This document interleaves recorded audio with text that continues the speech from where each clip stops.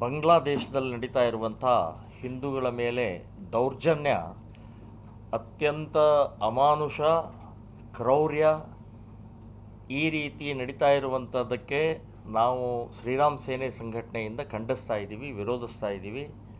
ಅಷ್ಟೇ ಅಲ್ಲ, ಕೇಂದ್ರ ಸರ್ಕಾರ ಈ ವಿಷಯದ ಸಂಬಂಧಪಟ್ಟಾಗೆ ಮೌನವಾಗಿದ್ದಿದ್ದು ಶೋಭೆ ತರುವಂಥದ್ದಲ್ಲ.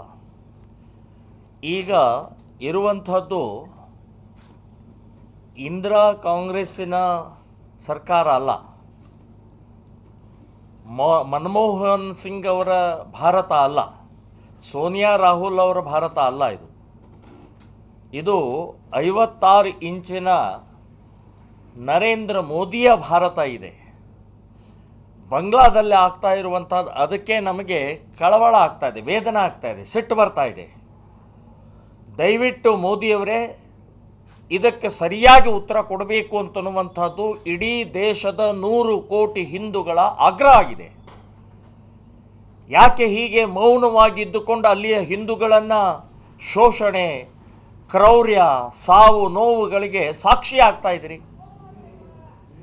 ಭಾರತದಲ್ಲಿರುವಂಥ ಇಸ್ಲಾಮಿಕ್ ಜಿಹಾದಿಗಳಿಗೆ ಅದರ ಕುಮ್ಮಕ್ಕು ಸಿಗ್ತಾ ಇದೆ.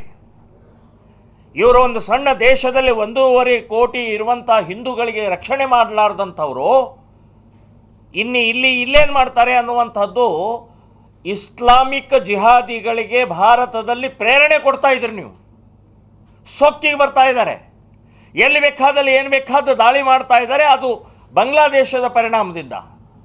ಸೊ ಬಾಂಗ್ಲಾದೇಶದ ಹಿಂದೂಗಳ ನಾಯಿ ನರಿಗಳ ಥರ ಬದುಕ್ತಾ ಇರುವಂಥದ್ದು ನಿಮಗೆ ಕಣ್ಣಿಗೆ ಕಾಣ್ತಾ ಇಲ್ವಾ? ಸೊ ಇದು ಕೂಡಲೇ ಇದಕ್ಕೆ ಸರಿಯಾಗಿ ಉತ್ತರ ಕೊಟ್ಟು ನಿಲ್ಲಿಸಬೇಕು ಅಂತನ್ನುವಂಥದ್ದು ಹೇಳ್ತಾ ಇದ್ದೀನಿ.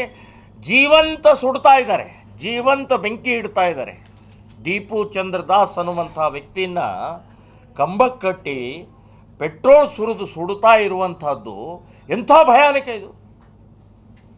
ಸೊ ಈ ರೀತಿಯ ಪುಟಕೋಸಿ ಬಾಂಗ್ಲಾದೇಶವರು ನಮ್ಮಿಂದನೇ ಹುಟ್ಟಿದ್ದು, ನಮ್ಮಿಂದನೇ ಬದುಕ್ತಾ ಇರುವಂಥದ್ದು. ಸೊ ಇದಕ್ಕೆ ಸರಿಯಾಗಿ ಉತ್ತರ ಕೊಡಲೇ ಇಲ್ಲ ಅಂತಂದರೆ ಭಾರತದ ಹಿಂದೂಗಳ ಕಥೆ ಏನು? ಭಾರತದ ಹಿಂದೂಗಳಿಗೆ ಇದೇ ಮಾದರಿಯಲ್ಲಿ ಆಗತ್ತೆ ಅಂತನ್ನುವಂಥದ್ದು ಇವತ್ತು ಮುಸ್ಲಿಮರ ಮಾನಸಿಕತೆ ಪ್ರಾರಂಭ ಆಗಿದೆ. ಸೊ ಆ ಬಗ್ಗೆ ನಾನು ಪ್ರಧಾನಮಂತ್ರಿಯವರಿಗೆ, ಗೃಹ ಮಂತ್ರಿಯವರಿಗೆ, ಕೇಂದ್ರದ ಗೃಹ ಮಂತ್ರಿಯವರಿಗೆ ನಾನು ಆಗ್ರಹ ಮಾಡ್ತಾ ಇದ್ದೀನಿ. ದಯವಿಟ್ಟು ನಿಮ್ಮ ಮೌನ ಮುರಿದು ಅದಕ್ಕೆ ತಕ್ಕ ಉತ್ತರ ಕೊಟ್ಟು ದೇಶದ ಬಾಂಗ್ಲಾದೇಶದ ಹಿಂದೂಗಳ, ಭಾರತ ದೇಶಗಳ ಹಿಂದೂಗಳ ಬಗ್ಗೆ ಒಂದು ಪೂರ್ಣ ಪ್ರಮಾಣದಲ್ಲಿ ಯೋಚನೆ ಮಾಡಬೇಕು, ರಕ್ಷಣೆ ಕೊಡಬೇಕು ಅನ್ನುವಂಥದ್ದು ನಾನು ಆಗ್ರಹವನ್ನು ಮಾಡ್ತಾ ಇದ್ದೀನಿ. ನಾನು ಹೇಳೋದು 71ರ ಯುದ್ಧವನ್ನು ಒಂದು ಸಲ ಅವರಿಗೆ ನೆನಪು ಮಾಡಿಕೊಡಿ. 71ರ ಯುದ್ಧ ಮಾಡಿ ನಿಮ್ಮನ್ನು ಬೇರ್ಪಡಿಸಿ ನಿಮ್ಮನ್ನು ಪ್ರತ್ಯೇಕವಾಗಿ ಬದುಕಕ್ಕೆ ಅವಕಾಶ ಮಾಡಿಕೊಟ್ಟಿದ್ದೀವಿ. ಅದೇ ಮಾದರಿಯಲ್ಲಿ 71ರ ಯುದ್ಧದ ಮಾದರಿಯಲ್ಲೇ ಯುದ್ಧ ಮಾಡಿ ಹಿಂದೂ ಬಾಂಗ್ಲಾದೇಶ್ ಅಂತ ಹೇಳಿ ಇನ್ನೊಂದು ಪ್ರತ್ಯೇಕ ಹಿಂದೂಗಳಿಗೆ ಒಂದು ಪ್ರತ್ಯೇಕವಾದಂಥ ರಾಷ್ಟ್ರ ಮಾಡಬೇಕು ಅಂತನ್ನುವಂಥದ್ದು ಕೂಡ ನಾನು ಹೇಳ್ತಾ ಇದ್ದೀನಿ. ಅದಲ್ಲದೆ ನಮ್ಮ ದೇಶದ ಒಳಗಡೆ ಇರುವಂಥ 5 ಕೋಟಿ ಬಾಂಗ್ಲಾ ಮುಸ್ಲಿಮರನ್ನು ಹೊರಗೆ ಹಾಕಬೇಕು ಅಂತನ್ನುವಂಥದ್ದು ಕೂಡ ಆಗ್ರಹ ಮಾಡ್ತಾ ಇದ್ದೀನಿ.